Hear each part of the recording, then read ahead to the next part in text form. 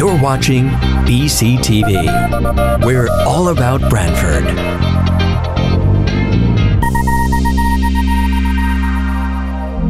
You're watching BCTV, Branford Government Television, a service of Branford Community Television. This program is brought to you in part through the support of the town of Branford.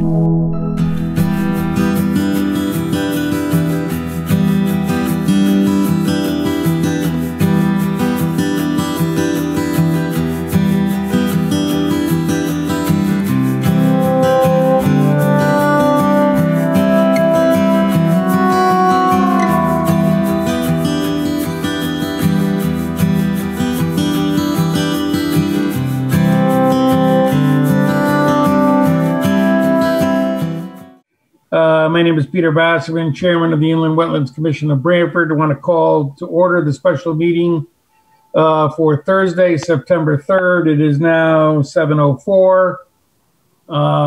Jamie, are you ready to record? Recording. Let's see, we're going to be conducting this meeting per Executive Order 7B, Part 1. Please identify yourself when you speak, as well as your title. Thank you for Branford Community TV for recording this evening's meeting and being able to share that with the public. We have a agenda here tonight to discuss administrative material. And before we do that, I'll need to take a roll call. Let's see. Clarice Beggerman. Present. Suzanne Boda. Here. Sandy Kraus. Present. Peter Basserman here. And with us is Jamie Fredericks of Inland Wetland staff. Anybody else? I don't see anybody else. Okay, there was some material sent out ahead of time in preparation for the meeting. Jamie, you want to just highlight what was sent out and where the material can be found? Jamie Frederick, Inland Wetland Agent. The materials are available at the Dropbox link that is provided on the agenda. In regards to the first item, permit condition guidance document, feedback revisions, discuss possible modification of standard conditions. There's the new document that I've drafted up and for reference, the 2018 document that the commission has been kind of using that has been in a draft state since 2018. So I don't know if you want to start by just kind of looking at the 2020 draft, and do you want me to give a quick overview of it? Or do commissioners want to provide any feedback and start that way? I would suggest that maybe you can give us a little backdrop of the material that was sent out, and then we'll decide how to move forward. So the draft document that I did dated 2020 basically was looking at the 2018 document, trying to figure out where various things came from, getting some of the wording up to date with more current practice and reframing it. So the first page is basically the things that would apply to all permits or would be assessed for all permits. And then pages 2, 3, and 4 are all kind of from Branford past practice. And then pages 5 through 8 all came from Milford. And some of them might be things the commission wants to keep on their list. A lot of them kind of overlap with practices that Branford already has. And I think it's redundant and confusing to keep them on the list. And then the very last section on the bottom of page 7, continuing on to page 8, those were actually specific conditions to a specific permit in Milford. So I'd recommend just taking those out of the document because they're not really a general condition for consideration. Peter Basserman, Commissioner. Just a question, Jamie. You had indicated, I think, the first 2 pages would be applicable to all permits? First page. Just the first page, right? Yeah. Okay. Jamie Frederick and the wetland agent. So just from a tactical standpoint, when we approve a permit, these would be added automatically to the permit language? Jamie Frederick and the wetland agent. So the top section titled General Provisions, and then it's 11.11 A through E. Those are per the regulations and they apply to all permits. We have not in the past, or at least in relatively recent past, put that language on the permits directly. However, I have been adding a note to the permit language that the provisions of section 1111 apply to all permits. So we can either start adding the full language or just keep that reference on the permit so that way permit holders are aware that these conditions also apply. Standard inspections on a application specific basis, it's run through which ones would apply to the application. And then standard conditions are listed out on all permits. They apply to all permits. And that list has been developed by standard practice by the commission. Okay. You and I had this discussion, but I think it bears discussion now with the full commission here. In 1111, the word agency is capitalized as a defined term. And in this current set of regulations that we have, the agency refers to just the commission, right? And I guess, do we want to continue that definition of agency if we're going to apply this to all permits, as opposed to agency being commission and staff? Jamie Frederick and the wetland agent. I haven't really thought about it specifically to these points. I think that it's important to consider the fact that any permit that your duly authorized agent issues is under the purview of the authority directed by the agency. So I think it's a little bit different if it's kind of a passive, like an informing type of use, whereas if it's a review, if it says shall be reviewed by the agency, at that point I would say that's saying that it needs to be reviewed by the commission. And I believe the reason why the definition of agency was, I think in the 2007 regs, it referred to the commission and staff. And then in the 2017 regulation revision, it was changed to just mean the commission. And I think that was to align with either state model reg or state statute. And it looks like Eric Rose has now joined us.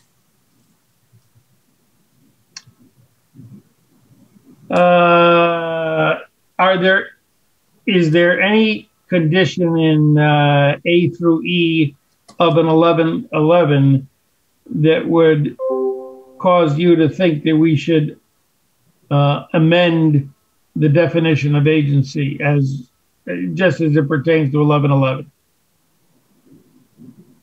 Because based on what you said, all of these would seem to be okay if it was just the commission.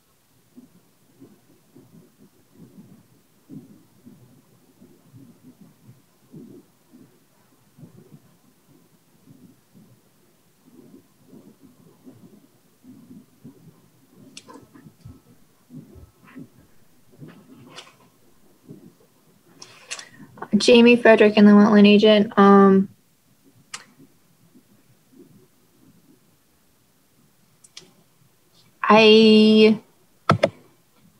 not sure. I think rather than revising the definition of agency, looking at whether or not you want to change the language in those sections.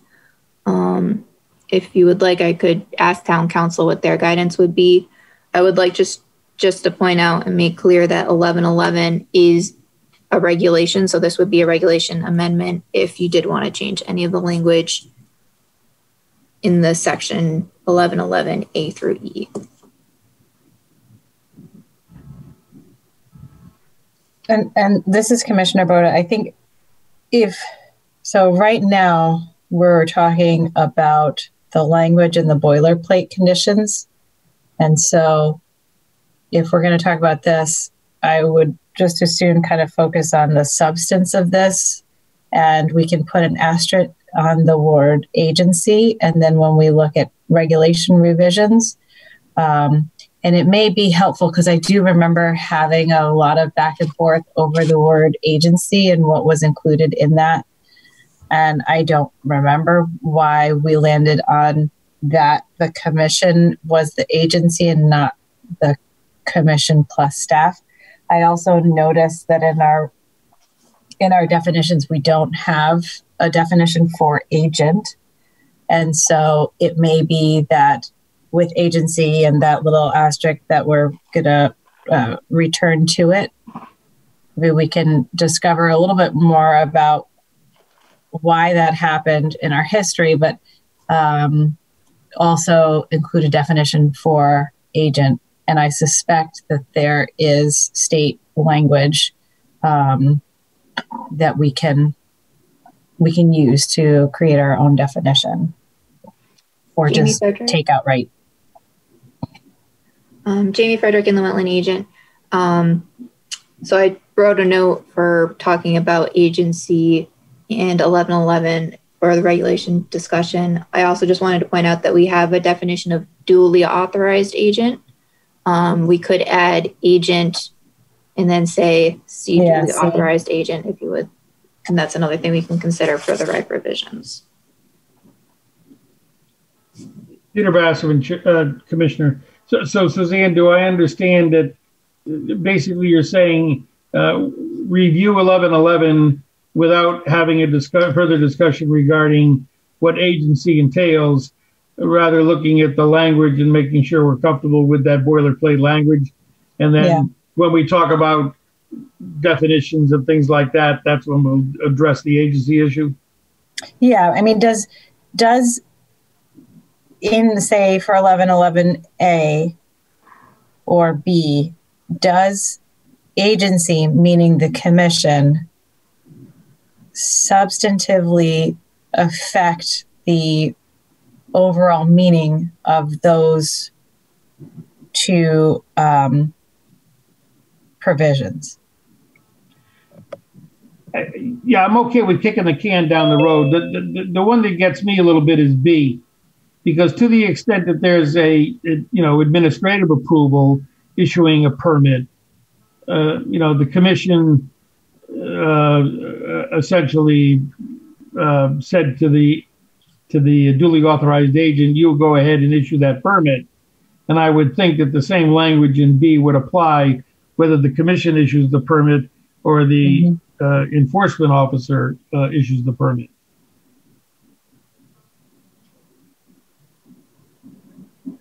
And we would want the same rights. We would want the same rights to apply. So, would it make sense then for 1111B in this case, unless the definition of agency is amended, that it be all permits issued by the agency, could be and or the duly authorized agent, and then it continues, are subject to. Yeah, that works. That we don't have to change the essentially the definition of agency. Mm-hmm. Yeah.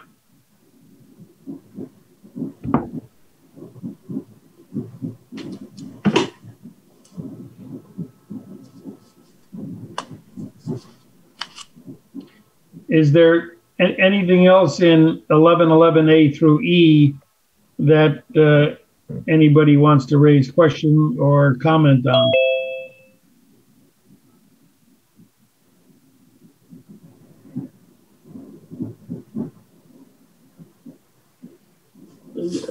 Peter Basserman, Commissioner.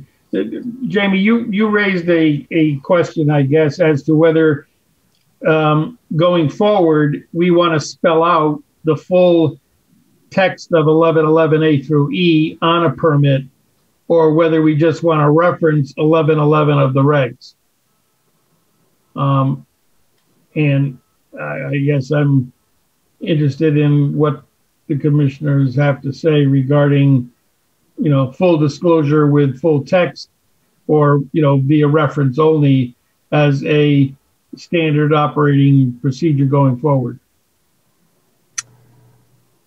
This is Commissioner Boda. So I think that given exactly what we're doing now, which is revisiting the regs and revising them, that indicates to me that the more cautious thing to do would be to use the language, because then the language for 1111, A through E inclusive, will be on the permit, and it would not require staff to go back and look at what was included in 1111 at the time that the permit was issued, in the event that our regulations change, which they do every few years. They're modified.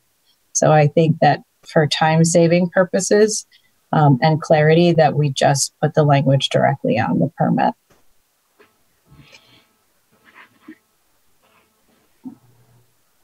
Any other commissioner have comment? Peter, Commissioner Basserman, this is Eric Rose. I came in, finally was able to connect in the middle of your question to us, which I heard. Jamie Frederick and the Wetland Agent. Eric, I couldn't hear you, and it looks like other people are having a hard time as well. It says I'm unmuted. No, this is Commissioner Boda. We can hear your voice, but it sounds very, it's very soft and very far away. Okay, I'm sorry. I've been trying to connect. This is the third time I've logged in, so I'll withdraw the question.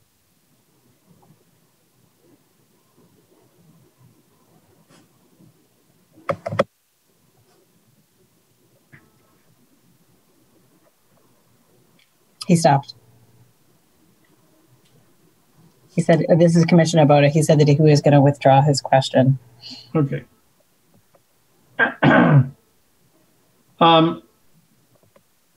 So I guess if there's general agreement that we amend B to include or duly authorized agent, and we consider the full text being incorporated into any permit going forward. Basserman, Commissioner again. What about these standard inspections as applicable, Jamie? How does this get incorporated into the permit? Jamie Frederick and the Wetland Agent. So towards the, after reviewing a project, the standard inspections would be reviewed to see which ones are applicable, and sometimes additional language is added depending upon the specifics of the permit.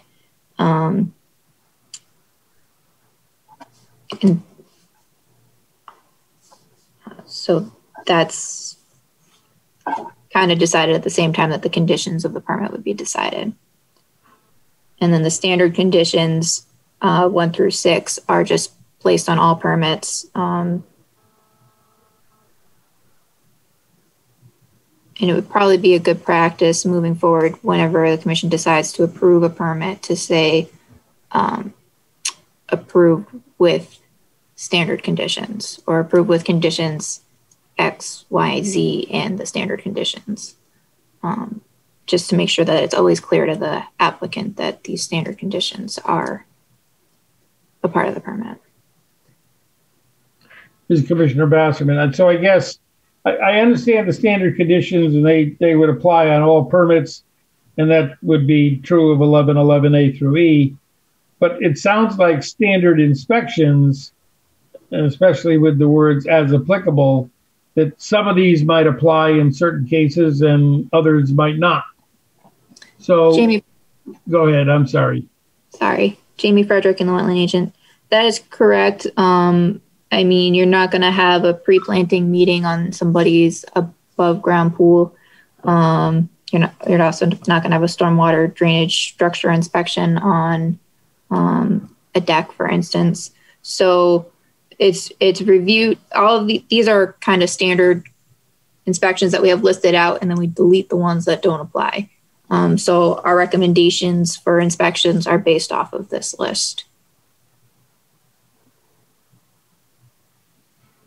So while they don't necessarily all get attached to a permit, these are the 6 inspections at minimum that we consider when reviewing an application. Commissioner Basserman, although so I understand that. I guess the idea of boilerplate in my mind was it's the same language on every permit going forward. And then things that aren't boilerplate would be conditions per application or per permit. And the standard inspections sound like it would be more the latter than the former. Jamie Frederick and the Wetland Agent. So we could move the standard inspections to be after the standard conditions if you would like. I just put it above standard conditions because that's where it falls on the permits that we issue. But the rest of the document is all guidance for consideration of conditions. So this isn't really a boilerplate, and I think this was a discussion we kind of touched on at the last meeting. It's not really a boilerplate condition document so much as it's a condition guidance document so that the commission can consider, okay, these are the conditions required of all permits. These are conditions we've applied in similar instances in the past. So that way you can say, oh, we already have a standard condition that covers that, so we don't need to make another special condition for that. And then just so you can kind of have a consistent practice of the language that you're using in conditioning permits for similar activities and impacts. So I could make like the first page be things that are all permits and then move standard inspections onto page 2. If that might make it clearer. That would, I think that would be a good move, Commissioner Basserman.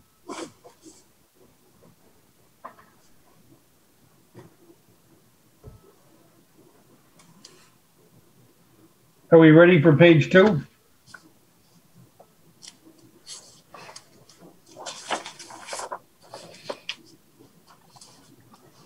Commissioner Basserman, Jamie, are these in any particular order?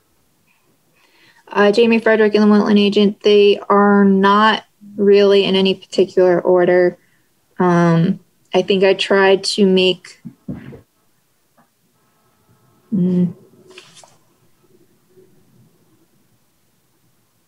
not really.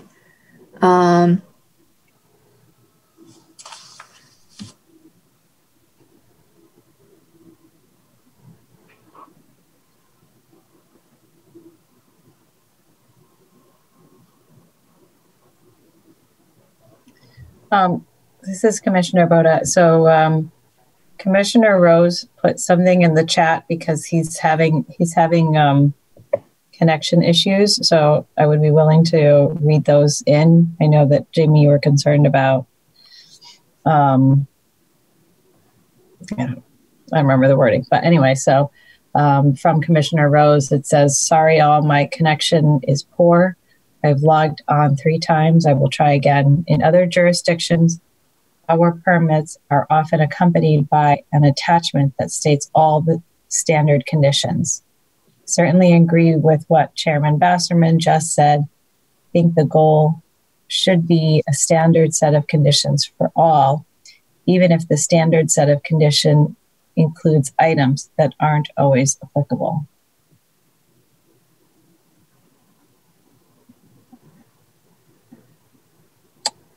And so now it's Commissioner Boda being Commissioner Boda. The last part, I'm not sure. I don't know that I would agree with. I think we have our boilerplate, and then afterward, these conditions for consideration that we can then use a la carte style, right? So we can go in and say, this is appropriate, this is not appropriate. And so it also, in doing that, I think it will make the commission better in its own practices of like, did we actually thoughtfully consider this? And is it appropriate for this particular application? So I think, the stuff that is general provisions and standard conditions certainly can just go on. And then I think that the other ones I would like to see as something that we discuss prior to moving forward with an application, and that we pick and choose ones that are appropriate. This Commissioner I'm not, sorry. I also wonder about the legality of putting a condition, which is a legal document, onto a property owner that is essentially requiring the property owner to do something that we're not actually requiring them to, and doesn't make sense. Commissioner Bassman, say more about that, Commissioner Boda. The legality of it? Yeah, the concern about the legality. Well, so say for instance, we have our standard inspections as applicable. Well, so this one says as applicable. Let me go over to installation and maintenance of a mitigation area will be consistent with so on and so forth. Well, what if they're not doing a mitigation area, for instance, and now they are being told that they are responsible for planting plan reports and survivability of 85%, when in fact they don't have a planting plan. And so what we're doing is muddying the water with what is and what isn't required. And so it could go in the instance where we say, well, that doesn't really matter because it's not applicable. And so we're setting ourselves up for having a back and forth over what is and what is not applicable. So I think that leaves us in a place where we cannot, with consistency, say our application, what the condition says is what is expected and required, because now it's a guessing game. And I think that anytime something becomes a guessing game of what it is that the commission wants and intends, we stand on shaky ground. Does that clarify? Commissioner Bassman, yes, it does. I guess what I thought these conditions for consideration on pages 2 and 3 and maybe 4 would be that every application that we have, and when we issue a permit, that we would go through these 1 through 16 items and say, do they apply or do they not? And I guess my only thought with the standard inspections was that we would add that as one of the number of items that we would go through when we were considering these conditions. This is Commissioner Boda. I agree. I think that also sounds similar to what I was envisioning. Yeah. Okay. This is Commissioner Rose. Can you hear me? Barely. Can you yell? Okay, I'll try to yell. How's that? Ooh, that works. That's better. That's better. This is so frustrating. I'm so sorry. I forgive me if I'm saying something that's been said or that doesn't connect with something somebody said, but think of these as construction specifications, right? So in every project, you've got 16 divisions of stuff, from general conditions to electrical. And on any given project, maybe you have an existing building that has existing plumbing and electrical, so you leave those entire categories of specifications out. But when you have plumbing and electrical as part of the project, the standard conditions will always apply.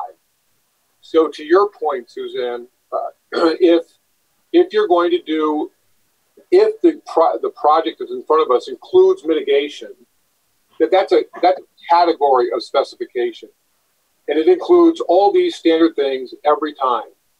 So instead of going through line by line the individual mitigation related things, you have a mitigation category. If they're doing mitigation, you attach it, and the only things that are in that would almost universally apply. That's how you successfully construct a document like this. Otherwise, the commission is going to be reviewing potentially dozens of line items in an effort to try to be standard, and yet you're not standard. So, I mean, what we have today is nothing. And what you're talking about is a tremendous progress towards standardization. But there's a line, and what you try to do is create standards where virtually everything in each category you include will apply. But there might be an item in mitigation from one project to another that doesn't apply universally, but no harm done depending on how you draft that item that's in the mitigation category. Does that help or illuminate anything? So this is Commissioner Boda. So what I think I hear you saying is that to take these considerations or conditions for consideration and to put them, to categorize them into groups such that if that group is an issue with a particular permit, that then it may be that entire group of conditions for consideration is put on the permit. Exactly. So that all we're having to do, which is almost a common sense decision, is, oh, we have mitigation, attach that category. We have,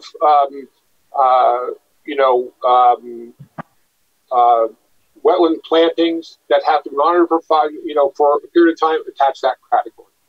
And so you do it in blocks, and it isn't it's not a discussion required. You do it so obviously that you just grab that thing and you attach it because that category is part of this permit and it's self-evident. So that it's really a drafting issue. So in the construction world, you have general conditions, which are those are almost legal things where if your permit requires inspections, you must call 24 hours in advance. That's it. In mitigation, it says, how far in advance of commencing mitigation you're going to contact the agency. And you just, the skill is in drafting it so it universally or almost universally applies and not try to incorporate things that end up undercutting the whole effort to be boilerplate.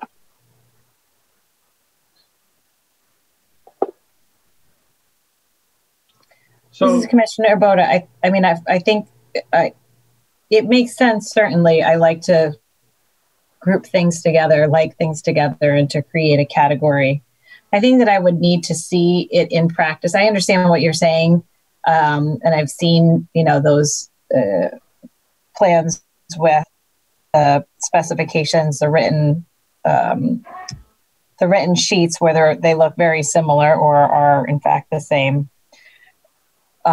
So I think putting things in groups makes sense from a practical standpoint. I think that when it comes time to put them on to an application, I think it would take, for me personally, some time of looking at the group very carefully and seeing that it actually worked before being willing to just say, okay, well, we're going to put the mitigation group on. So I would be very happy to have it in groups. I'm not sure. I would like to see it in practice for a little bit before I'd be willing to wholesale say, yeah, a group just goes on as soon as that topic comes up. So this is Commissioner Rose again. So am I talking loud enough? So all of that is just drafting, right? It's not right or wrong. It's just drafting. So what's missing here, if you like the idea of categorizing it so that you can commonsensically know which category to add to a permit, then the thing to do here literally is, in the abstract, develop the categories that you would populate with the requirements, or look at the requirements we have and decide what categories they belong in. And at the end, you don't need to anticipate what might be wrong with it. In the process, it'll work itself out. But you literally want to draft it in such a way that it does work, not in a way that you would question whether it's going to work, right? So it's all about the drafting. A science person, I question everything all the time. It's my job. As a builder, I like to be told the same thing twice the same way. Yes. Okay, so this is Commissioner Boda. So then, are you proposing, because I think, so it's 7:44, so we've been here for 44 minutes already, and we're on page 2. And I think that this meeting can go in 2 directions, right? So now we do this sort of like analysis for categories, find and group, or we continue to move through and start to, as we're working on the language, which is what I think that the original purpose of the meeting, so that we look at the language, and as we're doing that, we start to notice what patterns emerge around categories and to start creating them as we go. Absolutely. I think that's exactly right. Yeah, I think it would be worthwhile moving forward. There are some, I guess I have a question right up front here. That is Commissioner Basserman.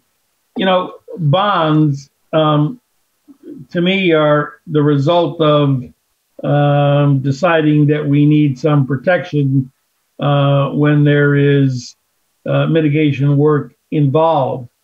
So in some respect, bonds become a subset of a category called mitigation, as opposed to an entity in and of itself. And I guess I'm curious on Commissioner Rose, whether you see that the same way, or in the construction example that you used, would bonds be a separate category? That's exactly what you want it to be.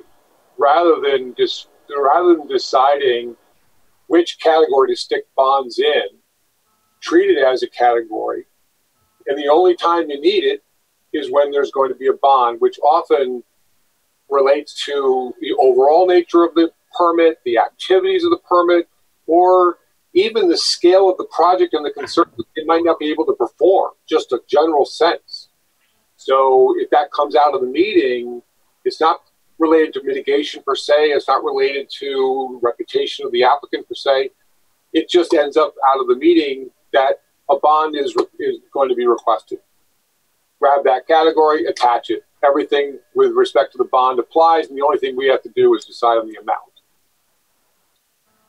Thank you. That helps.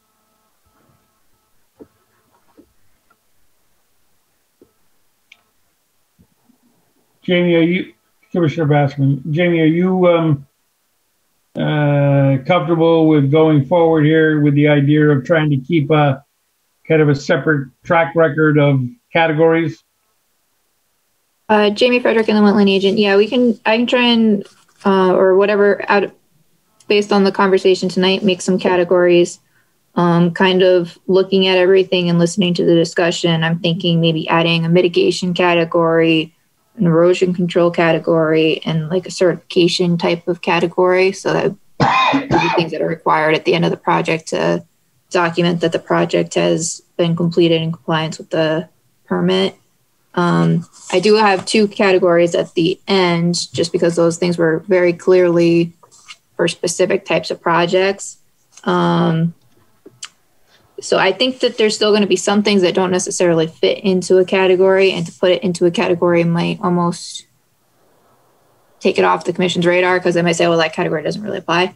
So I think it's a good goal to try and put everything in categories, but I think we should try and stay away from forcing things into categories, because I think that was one of the problems with the 2018 document. If you look at that, it does have categories, and they were very confusing, and we ended up with repeat things because staff were like, oh, there should be something over here to cover this. And then you look in the other category and you're like, oh, well, that's the same thing, but slightly different. So I think putting it in categories might almost make the document longer and harder to follow. But I certainly think that there can be some categories added. That would be helpful. So this, Commissioner Rose, again, what you're talking about, the concern you're raising, is one of drafting. It's not whether we should or shouldn't do categories. It's whether we should do them well or not. If you don't do them well, you're going to get frustrated. You're going to have information that's unnecessary and other information that is confusing. So to the extent that you want boilerplate, things that universally apply, it's all about the draft. So with that, you have to be careful with your words and think through what you're doing. But at the end of the day, anything is possible. You just have to draft it to work mechanically. So anyway, I'm beating a dead horse.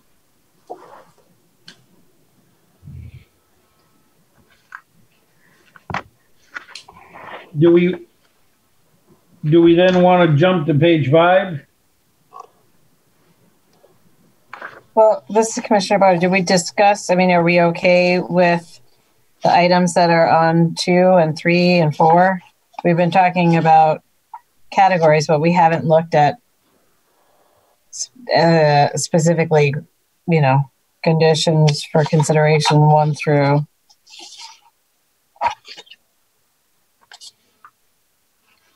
So let's look at on page 3, item 7. So there's this long narrative. The commission has determined that their stormwater management system has been designed, yada, yada, yada. But at the end of the day, the whole paragraph is about the last sentence. Any alterations in grading which may change the flow of surface water indicated on the approved drawings must be approved by the design engineer and the commission. So I just tweaked the drafting to make it universal. If you read the way it is here, the drafting of it is very general for the purpose of this discussion, but to be effective, all we're saying is that if you have, if your grading plan is part of the application and that grading plan is applicable in this permit, then if you're going to change anything about it, you have to come back to us. That's it. It's an on-off switch. It's not. I'm going to interrupt you. Sorry. So this is Commissioner Boda. So when I read the beginning of number 7, the commission has determined that the stormwater management system has been designed to protect the wetlands and watercourses from impact. And then that therefore, and to me, what that sounds like is, so that last line is about the condition, right? But the 2 lines that are before it sound to me like the legal rationale for why this condition, which often is what is called for when we make our determinations. So we are not in the same way that a company doing construction is like, well, this is what we're doing, and that's all we have to say. As a permitting agency, following case law, we often are in a position of having to justify our decision based on a likely impact or an impact. And so when I read that, what I see is the justification for why this particular condition. So you're forgetting a couple things. One, they filed documents in their application. Two, we all discussed and reviewed those in the process. At the end of that process, what's before us and what's going to get stamped approved is everything. All of the background that led us to those final documents that got stamped approved, they're not anywhere to be seen unless you want to dig back through recordings of our meetings. It is what it is at the end. And all we're saying in these conditions is, if you are going to change anything on those drawings, you must come to the commission with an engineer's statement as to the reasons. That's all. It doesn't matter what they're changing. They're changing what was approved. So you can get caught up in all of that legal stuff when you forget that you performed the function legally of approving them. Now, all you're saying is you can't change it without us. That's how serious our approval is. You put it on a piece of paper, we approved it, and you're doing that, or you're coming back to us. So, this is Commissioner Bassett, but I can see the wisdom in not necessarily justifying each condition in and of itself. And I don't want to get into a situation where some we do and some we don't. I guess where Eric is, Commissioner Rose is at, is we've determined through the process, the justification, and here's the result of the commission's review. And there are certain criteria that are going to be affixed to this permit. And we do that upon consideration of all the information that we received during the course of the hearing. But we're not going to justify each one textually in this document. This is Eric Rose. That's certainly my view, and it comes from a career-long process of reviewing contracts. I review, I write, and I administer contracts for a living, and so it's from that I'm saying these things. Look at item 8 as another example. So upon clearing of the site and until the site is stabilized, the applicant shall retain a qualified erosion control professional to inspect the soil erosion and sediment controls and provide written reports weekly and greater than. Now, part of that is what they should know if they're applying for the permit. But if their project includes clearing of the site, they should be providing this stuff as part of their application. It's not, we're not going to approve a project that is suddenly then going to decide to clear the site, and they need to know that they need a professional engineer. That's what they had to do before they even came to us. So again, that it's a drafting issue, but it makes the point that the language in 8 is putting information that is required in order to make a permit application to us. It certainly is discussing an issue that would have been part and parcel of what we were reviewing and approving.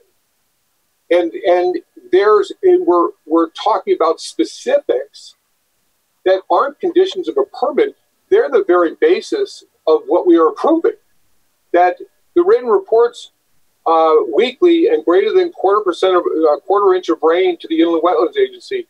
That's a standard that's in our review process. It's not a condition of a permit. So I would say 8 almost has no place in the boilerplate thing we're talking about here.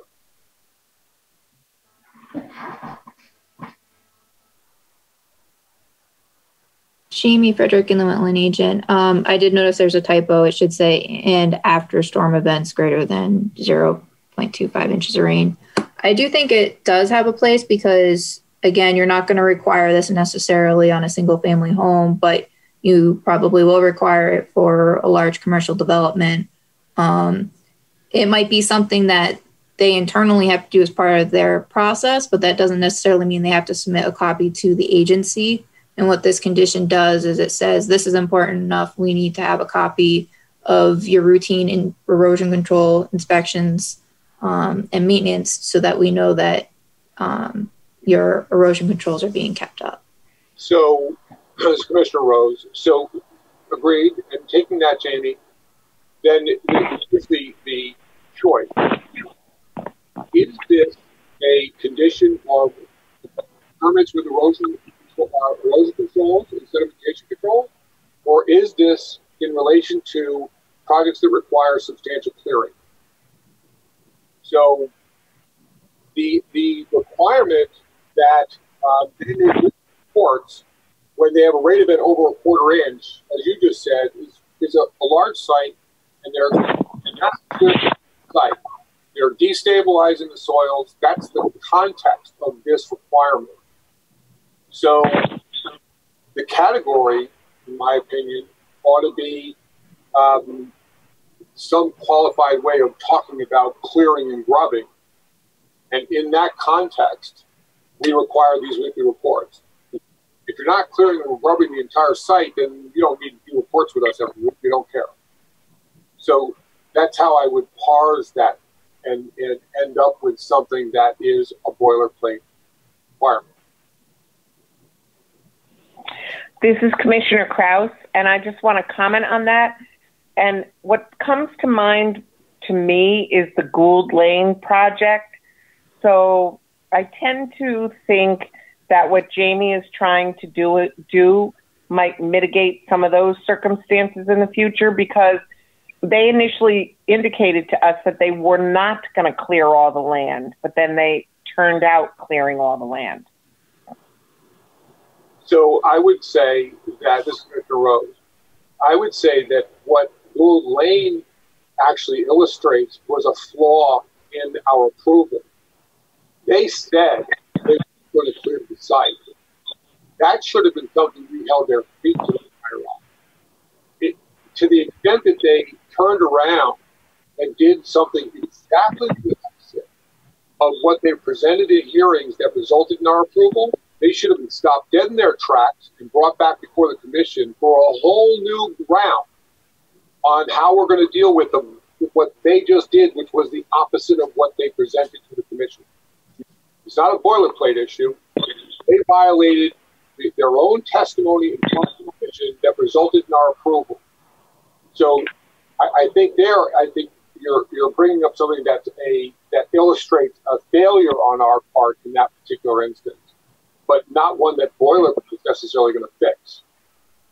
But you could add. No, I understand what you're saying, but the stormwater there became such an issue, even though it really wasn't a large commercial site.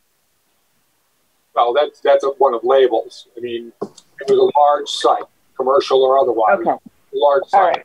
Okay. And, you know, when you're drafting, again, labels can create problems, and so we need to come up with a way of characterizing clearing and the destabilization of a site to require these reports and those sedimentation reports. So would you do it by like a number of acres? What would you do it by? I couldn't think of it right now, but it's the difference between taking down a few trees, one here and one over there and one over there for the house and the garage, versus clearing the whole site because you're regrading the site and you're changing the elevation of the dirt that the trees were attached to. So, okay. All right. I understand what you're saying. I just was thinking of that site as we were discussing this. Yeah. Jamie Frederick in the Wetland Agent. Kind of to the point of the question of at what point do you require a specific condition, I think it does make sense to try and group these a bit so that way if a certain concern such as clearing or mitigation has been raised, you can look at those permits. But I do think, and I also certainly understand trying to standardize, but I think trying to make conditions, groups of conditions that apply default language is kind of creating more work for the commission than to just look and see, okay, this one applies in this case because of whatever scenario. And rather than to try and make universal conditions that will always be exactly the same with no modification whatsoever. I don't know if that makes sense, but I guess my understanding what this document is for is to guide the commission in making a decision. And conditions, hopefully an application doesn't need many conditions because it's in the application materials. However, conditions should be designed specifically for the application that is being reviewed. A lot of times they're very similar, so having this type of guidance document makes sense, but I think trying to pigeonhole everything into specific groups might prove challenging. Eric Rose, agreed, but you're talking about the very problem with poor drafting. If you're not careful and you're not concise and you don't have discipline in your words and your content, then you end up with a morass that is unusable. That's a fact. So to the extent that, and you said something that was different than I was thinking while we were talking, you said that this is, the goal of this is to move toward a document that the commission can use when deliberating over a permit versus a standard set of conditions that would be attached to a permit. Did I understand you correctly, Jamie? Jamie Frederick, in the Wetland Agent. That is correct. The first page minus the standard conditions would be applied to all permits, and the rest of it is guidance for during deliberations. And it can be tweaked, and sometimes it's useful to add specifics like referencing a specific wetland report to kind of bring the condition around full circle to the specifics of the application. So I guess what I would say is that I changed the document from being boilerplate conditions to draft in progress for commission comment / feedback. That part would be removed. Conditions of approval guidance document. So it would be, we could rename it to something else. I didn't know what to call it, but basically this would be a document to assist the commission when they're looking at creating conditions for a permit. So that way you're not recreating language that you've already done for another permit. So that way, like if you wanted the erosion control inspection requirement, you could just say condition number 8 per condition guidance document or something like that. And then that way you know you're using the same language that you've used previously. Well, so compared to what I was talking about, which was a single thing, you've clarified for me anyway that we were talking about 2 categories of documents. One to help the commission in deliberations and the other for attachment to permits. So doing a checklist for the commission for deliberations is, wow, that could be extraordinarily complicated to create a checklist for when you don't even know what's coming before you. It could take more time to exclude things on that checklist than it would be to include things, because you have to review everything each time you're looking at a permit. That could be helpful, I don't know. But I was focused on the other, which was attaching standard conditions to permits in a way that we don't drop things in the cracks. And to do it in a way that, as I said, is very commonsensical. So whatever that particular category of things that you expect to a permit, if that category applies to that permit, you grab that piece of the conditions and you attach it. So that's simple. I think if you were thinking about the deliberative document for the commission, I would have to agree that is an extraordinary complex and thing to try to pare down to something standard.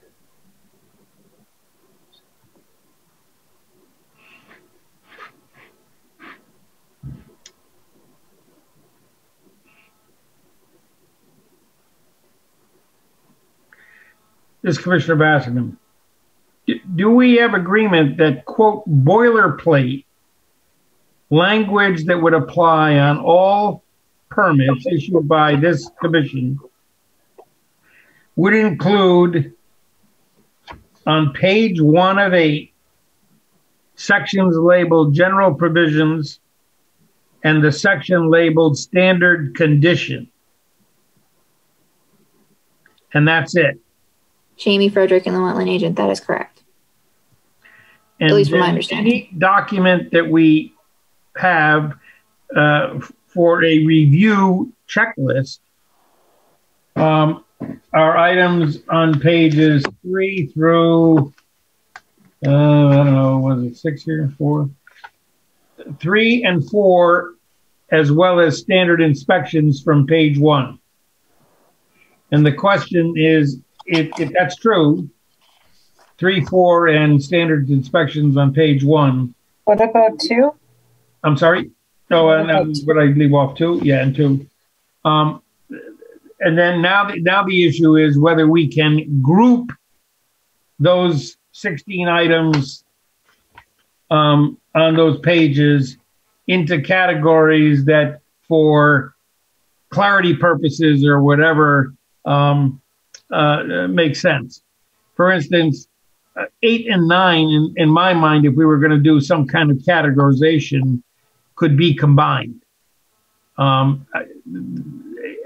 doesn't need to stand alone if we're talking about a category called site clearing. And I guess I question, Jamie, what is 10? The following changes shall be made to plans. There's a colon and then nothing. Jamie Frederick and the wetland agent, that was on the previous document. I think it's just a placeholder for if the commission does want to. Okay.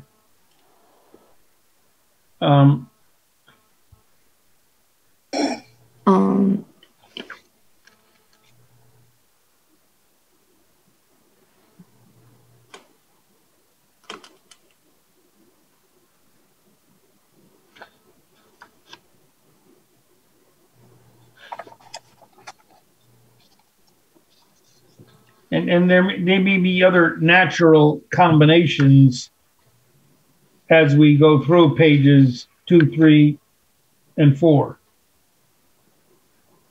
Well, this is Commissioner Boda. The categories that Jamie had mentioned earlier, which are broad categories, were mitigation, erosion control, and certification. And I guess this Commissioner Bassett, but I guess does site clearing fit into one of those categories, or is it a separate category? Erosion control, I would think. Okay. About 8 and 9. Are you referring to item 8 and 9 specifically? Yes. Yes.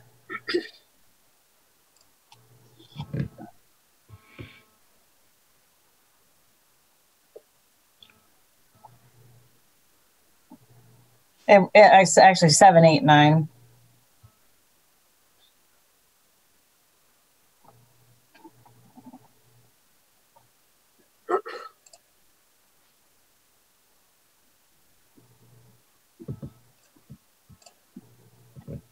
Jamie Frederick and the wetland agent, in regards to number 7, there is a standard condition also that says any revisions require the notification to and approval of the agency. So an alteration to the grading would be a modification that would require. So the question there would be whether or not the commission felt it was important to make that specific distinction clear to the permit holder. I don't think it would necessarily be required condition. So I don't know that condition has been used recently. It was based off of the, I think, 2018 document.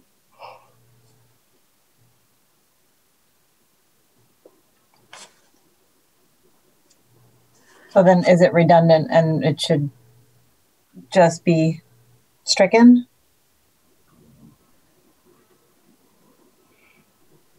Jamie Frederick and the wetland agent. I don't know that it needs to be on the general, because revisions do have to come back to the commission. I don't think it's necessary to have on this list. I think it makes it confusing and could possibly be interpreted as other modifications may not need to come to the commission. Mm-hmm.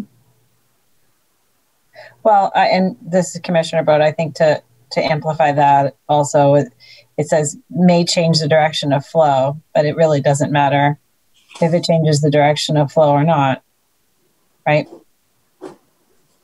So if it's a change, it's got to come back, is what you're saying. Yeah. So why don't we just get rid of 7? Yep. There you go, Commissioner Rose. You feel better? Yes, and I'm smiling too. But what I would say is that 7 could be on the deliberation checklist as putting into the record the applicant's understanding that what's on their plans that we're reviewing and approving is exactly what they're going to execute. And that any variation from that requires commission approval. That being on the record and something that we actually go to the trouble of identifying and saying is helpful, right? We don't need to beat it to death with conditions in the approval. We approve what's on your plan. That's it, nothing else. The only condition we need in the general conditions attached to the permit is if you change a hair on the head of this set of plans, you have to come back to the commission.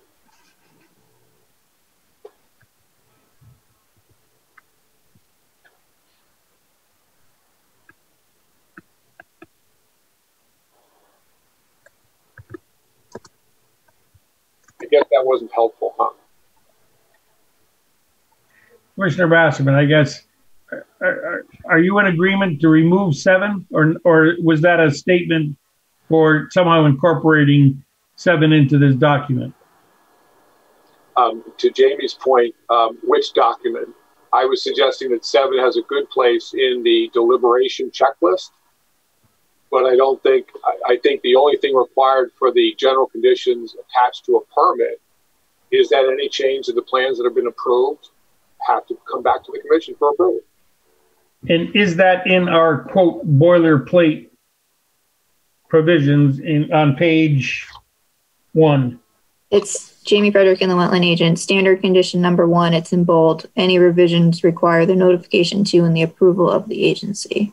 Okay. So in the event that we have it already in the boilerplate of this Commissioner Basserman, once again, is there agreement to remove 7 from the list of a la carte? Sure. Okay. Commissioner Bode, yes. Okay. Jamie, for the sake of saying so, using your item 1, any revisions, from a drafting perspective, you want to be very specific about revisions to what? And the revisions are to any document that is part of the approved application by this commission. Any revision to those documents that have been approved requires approval of the agent.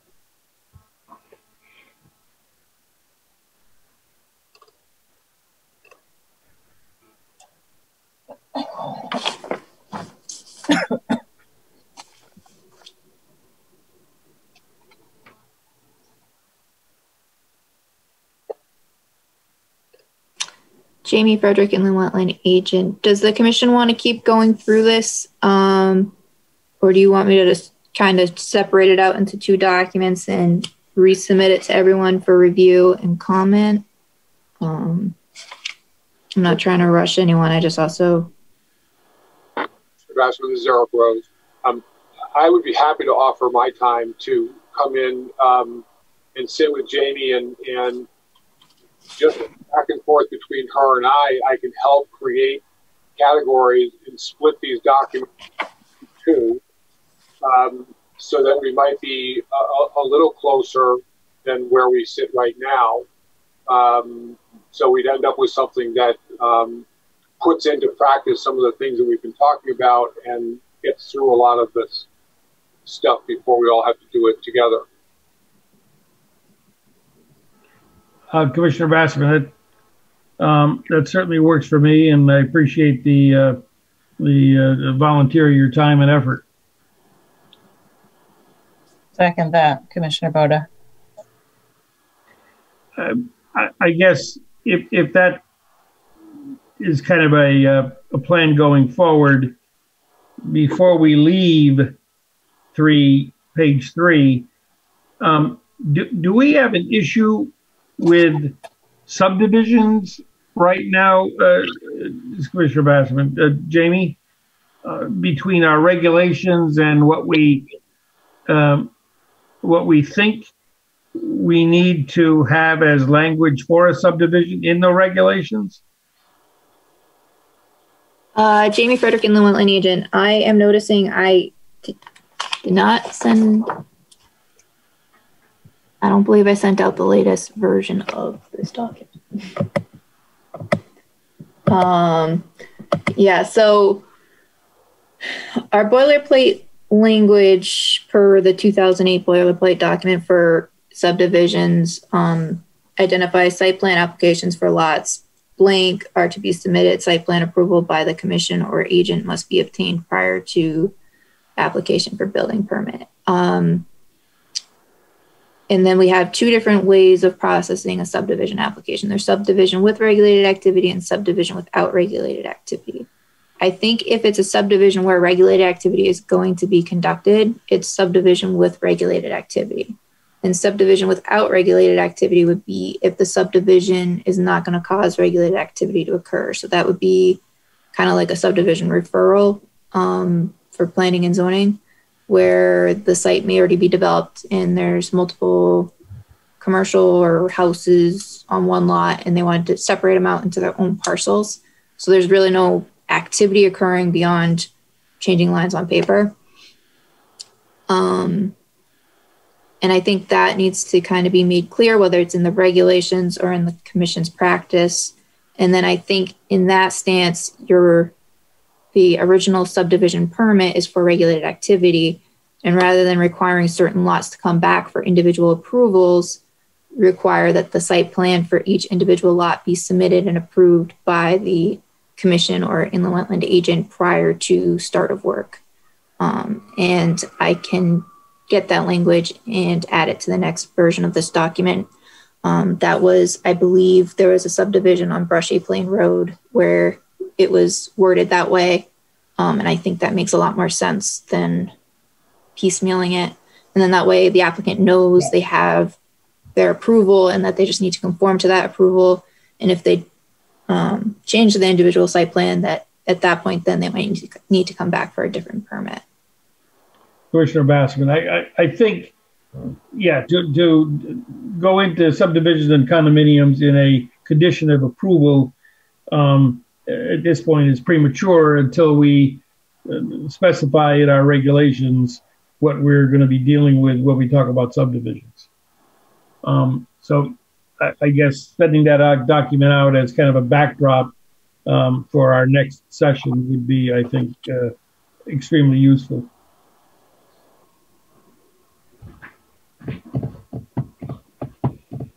And then what do we have? We have pools and further considerations.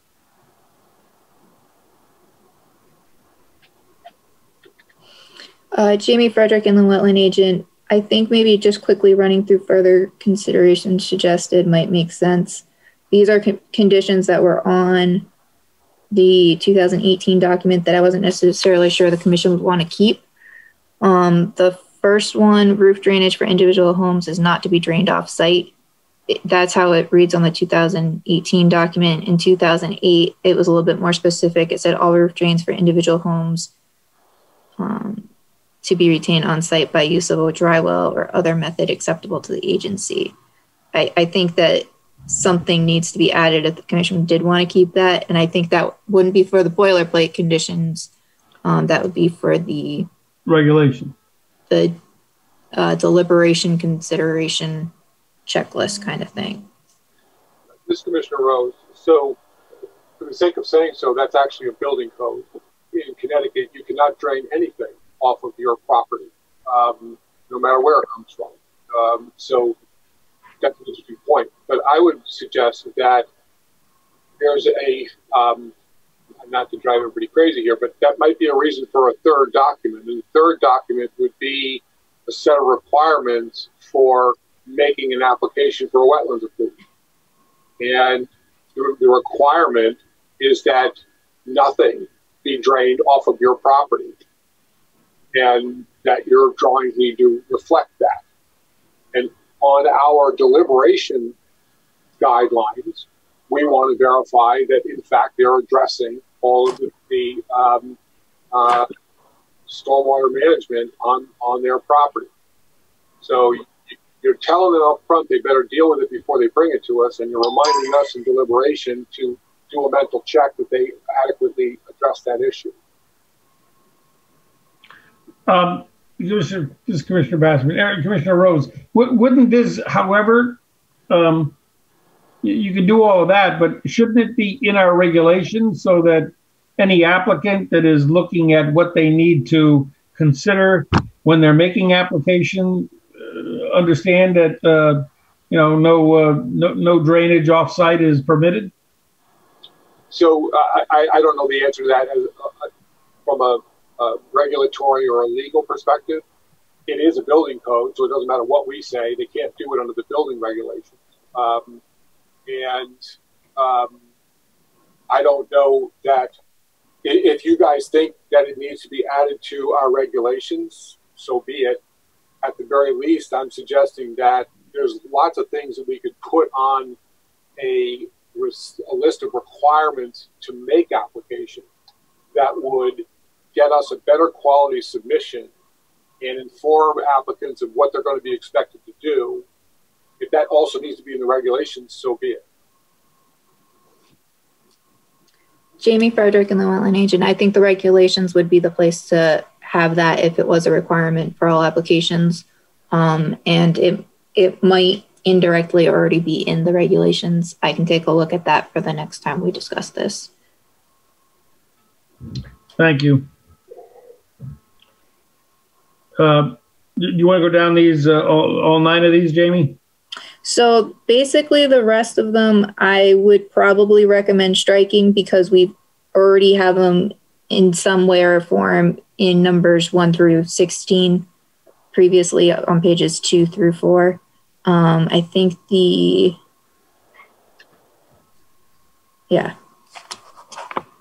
so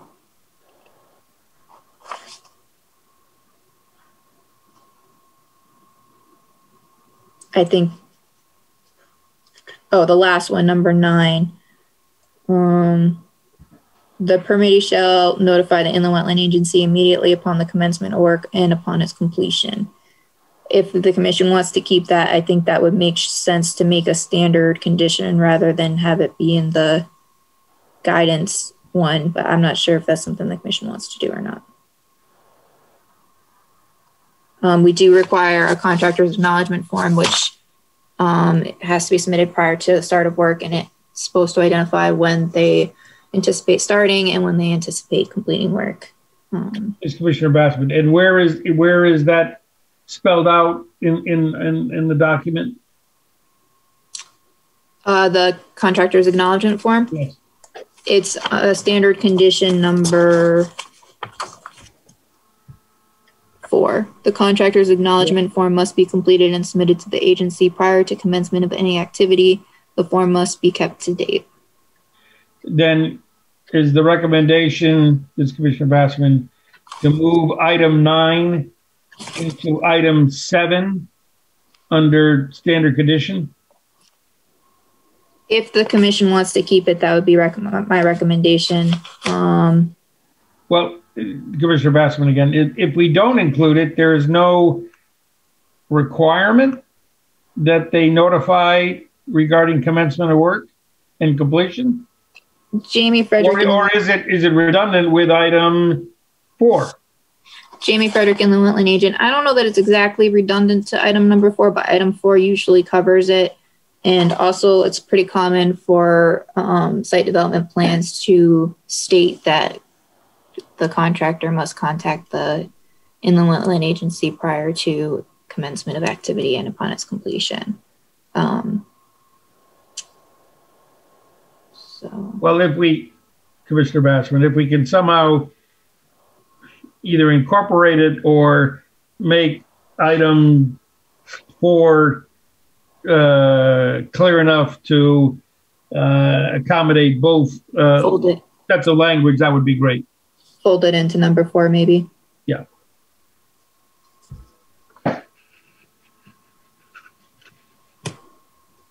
And is the suggestion then that items 2 through 8 somehow don't need to be addressed individually? Because we've already accommodated them in some fashion in the items that are included on page 2 through 4. Jamie Frederick, and the Wetland Agent, that is correct. I guess maybe the only other thing to add is double check real quick.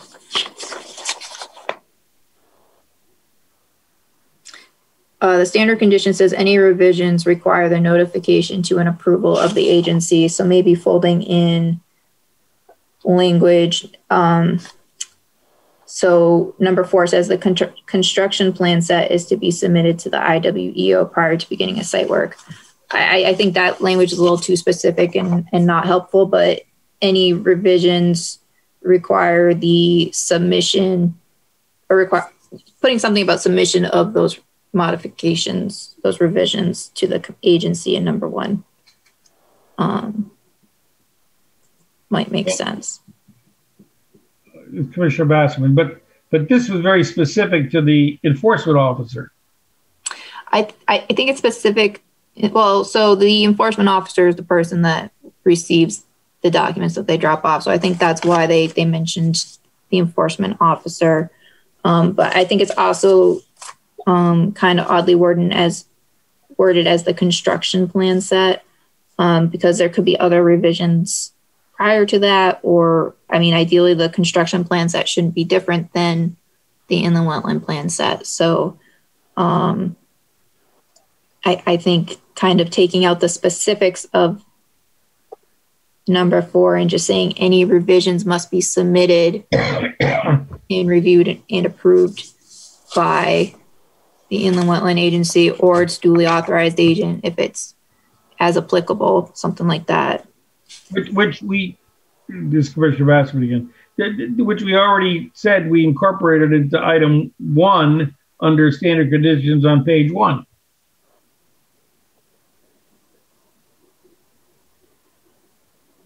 But you did add or duly authorized agent. Jamie Frederick and the Wetland Agent. Yeah, so I think the 2 things I would modify would be adding at the end or duly authorized agent as applicable, but also rather than saying any revisions require the notification to and the approval of the agency, any revisions must be submitted to and approved by the agency or its duly authorized agent. Because, I mean, you could notify us, but that's not very useful if we don't have a copy of the plans or the revised report or whatever it is. Duly noted. Thank you.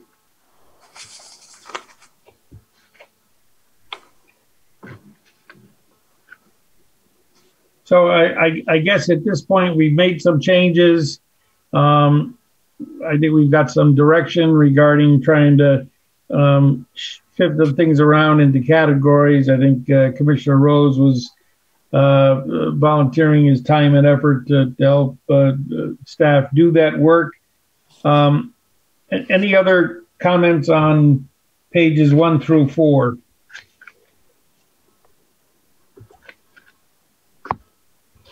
All right. Pages 5 is 6 and 7. These were all from Milford, correct? Jamie Frederick, Inland Wetland Agent. That's correct. The remainder of the document, I believe all of these are from Milford. The language in italics is my attempt at trying to kind of explain how it compares to Branford specifically. So the number one, the conflict between the provisions of this permit and the cited site plans, the permit provisions shall prevail. It speaks for itself. I don't know if the commission wants to keep that anywhere or if they want to just remove it. If you're going to keep it, I would say it belongs on the boilerplate document rather than the deliberation document. And then numbers 2, 3, and 4 kind of all compare to the regulation language from 11.11. So if the commission wanted to incorporate any of that language, that would be a regulation modification. I don't know that there's anything in there that I specifically saw that I thought needed to be included. But if any of the commissioners feel otherwise, certainly let me know and we can work on drafting something. This is Commissioner Bassman. So just for clarity, when you looked at items 2, 3, and 4 and compared that to Branford's regulations, did we see that there were any holes in Branford's regulations that the language in 2, 3, and 4 supplements or make clearer or whatever? Jamie Frederick, Inland Wetland Agent. There's definitely differences. I don't know that I personally found that any of those differences needed to be incorporated into the Branford regulations. So the text that's normal text is what the condition language was that I was reviewing from the 2018 boilerplate document. And then in italics, I copied kind of what I thought was the most relevant Branford condition language. So if I would say each commissioner can review that. If you have any questions or concerns, shoot me an email and I'll take a closer look at it and prepare something for the next meeting, rather than us all trying to go through it right now, because we still have the regulation revisions to go through as well. Sounds reasonable.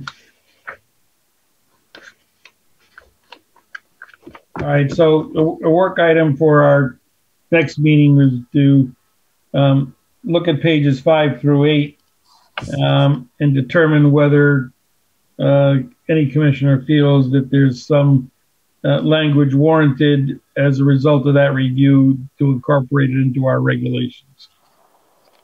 So 5 through 8 are specific suggestions to amend or modify our regulations. That's what pages 5 through 8 are. Jamie Frederick, Inland Wetland Agent, either regulations or guidance documents. Okay.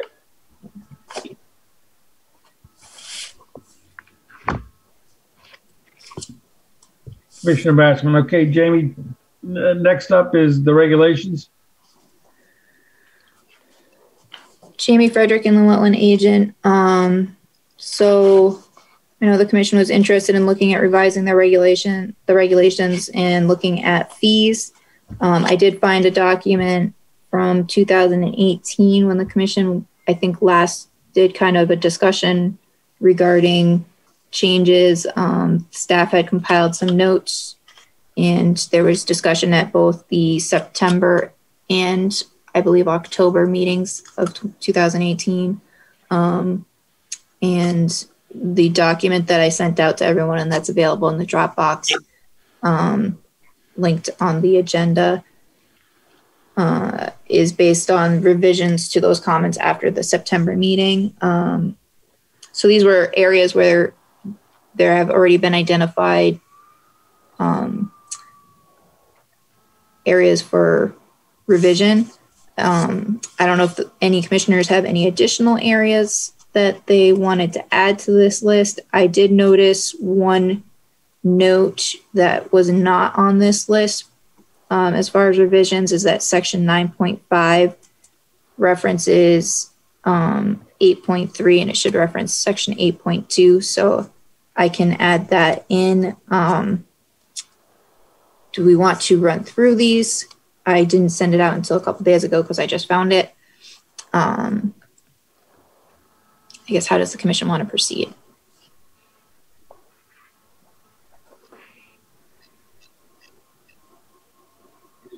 This is Commissioner Rose. Is this the document which is sort of has a bold title at the top of the first page, IWWA regulations sections to review? Jamie Frederick and the Wetland Agent, yes. And this is from 2018. I haven't revised it at all. So this is just where the commission was roughly 2 years ago.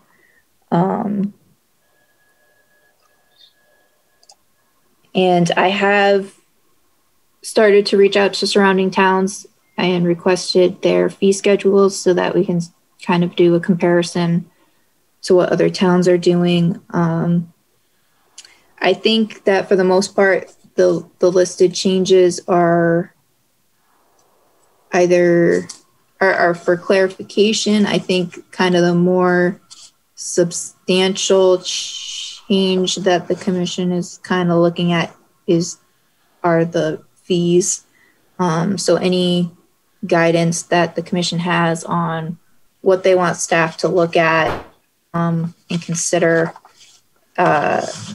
getting for information for consideration and discussion would be helpful. From a staff standpoint, just to highlight, I would recommend adding back in the de minimis fee, whether we call it that or we rename it. So I'm on page 4 of that document that Commissioner Rose just identified. I'd also recommend probably looking at whether or not to keep 19.5 B 4C because I don't think the commission's used it since they established it. And I think it just causes more confusion. That is the remediation and or enhancement activities proposed within wetlands, which are not required for section 7.9 or as a result of a violation.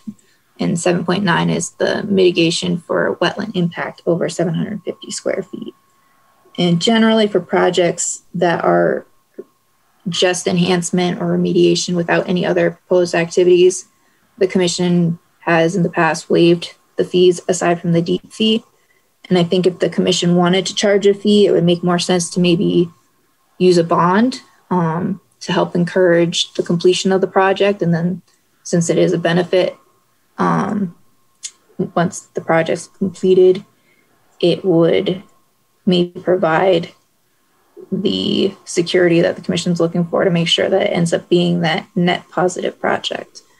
And then I guess the other area of the fees is the subdivision without regulated activity. Does the commission want that to be $50 or do they want to jurisdictional rulings? The commission doesn't require a fee. I think it's certainly reasonable to require a fee, but it might help make it clearer the difference between subdivision without regulated activity and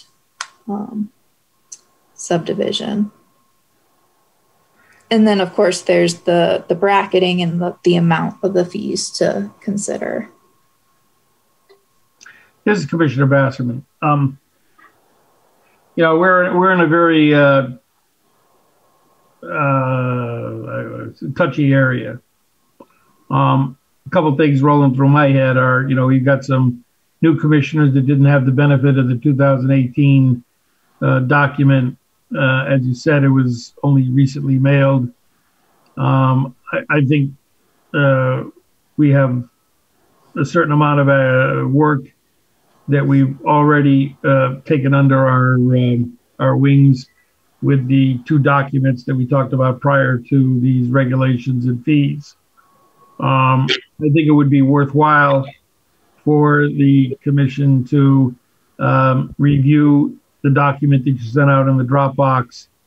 Meanwhile, you're going to try to get some additional data that we can review from area towns that is maybe more current than the document that is in the Dropbox. And we should talk about trying to frame how we deal with the regulation piece. My own, I guess, my own strategy would be to talk about the large discussion items of de minimis fees and disturbed areas and things like that before we actually talk about the fees associated with those areas. So to me, it's more than just being able to run through the fee structure at the moment. We need to think about it a little bit, get some additional data, and then kind of review it. Meanwhile, try to finish up the document of the boilerplate as well as the checklist conditions of approval. Anybody have a different tack?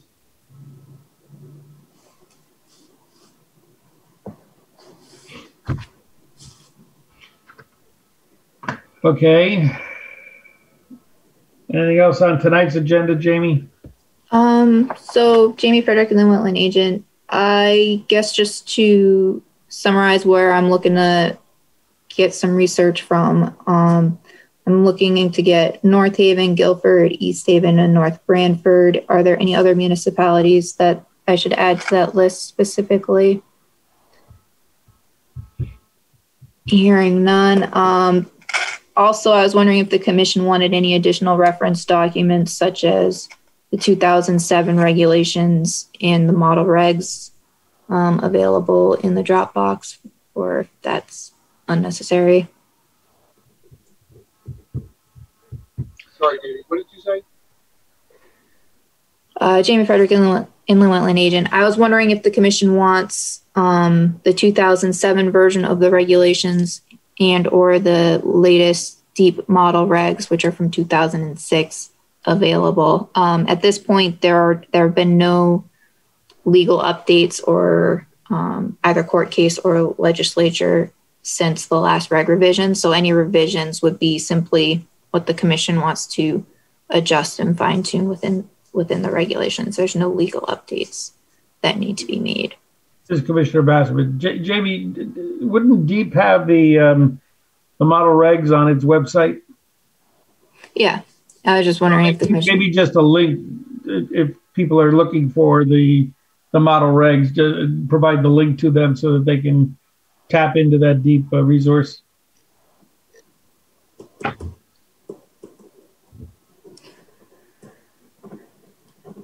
And then Jamie Frederick and the Wetland Agent. I guess my one remaining question is, there were a couple comments during the initial discussion tonight regarding possible regulation revisions. I have definition of duly authorized or agent and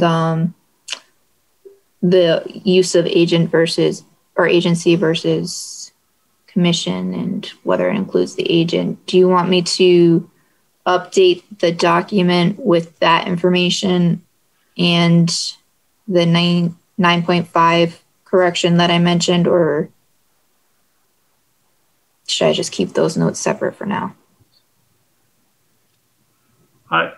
Commissioner Bassman, I would keep that separate. You know, it may be a lot easier in going through the document to keep the definition of agency as the commission and just add when needed, when applicable, the duly authorized agent into the language. Now, I understand that would be a change in the regulations, and we'd have to go file that and do all that kind of stuff. But rather than wrestle over agency, commission, including agent or not. Maybe we kind of save that for another day and add duly authorized agent when it makes sense. Jamie Frederick and an agent, I agree.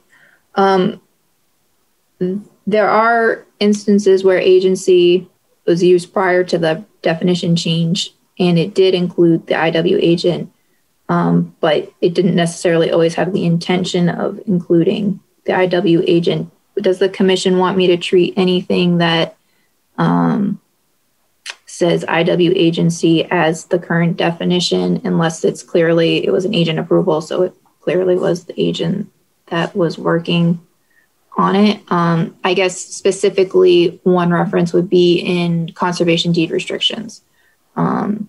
If it was filed before the regulation change and it says agency, is that something the commission wants to have come to the commission, or is that something that either the commission or the duly authorized agent could review?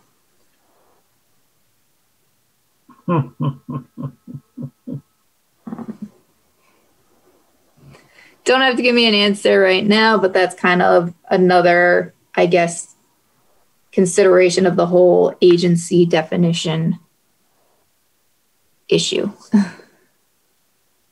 And I think... This is Commissioner Basserman, but I guess that's a subset in my mind of something that says when regulations change over the course of a permit, if there's a modification to that permit, what regulation applies? The one that was there when the permit was issued, or the one that's in place when the revision was attempted? Jamie Frederick and the Wetland agent. So if it was a permit, then it would be the regulations that were in place at the time that the permit was issued, or that the permit was received, I guess. Application was received. But with a deed restriction, that's something that runs with the land. It doesn't expire. It's there forever. But, practices change, and it wasn't, because there was no distinction made between the two. I think to err on the side of caution, it makes sense to maybe just have the commission look at it. And as we encounter this issue, maybe we can come up with a better answer than that. But until we kind of have some experience dealing with it, I think that's the best way to maybe move forward. Okay. This is Commissioner Rose. I think I'm clarifying something you just said, Jamie. It's a matter of Connecticut statute that a permit is subject to the regulations enforced when the permit's approved. And even if subsequent action is taken with respect to that permit, it would have to be taken under the original regulations that were the basis for the approval, not new regulations that came after the permit approval. That's Connecticut law.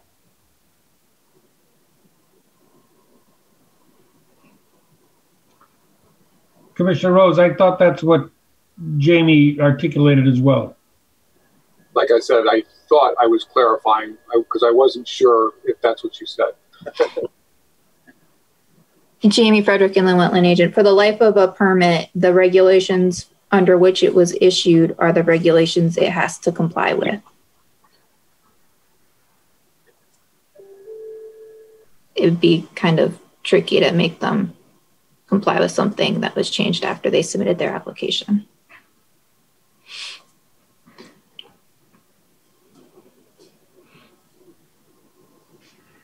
Any other material for discussion this evening? I think that's, when I look at the agenda, we talked about the permit conditions guidance document. We talked about the possible modification of standard conditions, and we dealt with the regulation and the fee process, and we have some work to do in both. I think that concludes tonight's meeting, unless anybody has something that they want to just inform the rest of the commission about. this is Commissioner Rose. I will call you, Jamie, and find out what is convenient for you, and I can come down to your office and we can collaborate on categorizing the document. Okay. Sounds good. Thank you. Jamie Frederick, Inland Wetland Agent. Commissioner So Bassman, go ahead. I don't think we'll have that draft document ready for the next regular scheduled meeting. Do you want me to try and get it out by the middle of September and put it on the October meeting? This Commissioner Bassman, why don't you go ahead and proceed along that basis? I think at the next regularly scheduled meeting, we'll have to decide what our next step is in terms of further discussion on the regulations and the documents we talked about, whether that would be another special meeting or whether, given the activity that we have or maybe lack thereof, whether we can incorporate that into a regular meeting. So proceed as if, it's sometime beyond September, 10th? And then we'll decide on the 10th how we want to reserve time. Is there a motion to end this evening's meeting? I'll make a motion to end the meeting. Commissioner Kraus. Is there a second? Second, Commissioner All in Boda. favor? Aye. Aye. Thank you very much. Good night, folks. Good night, everybody. Good night.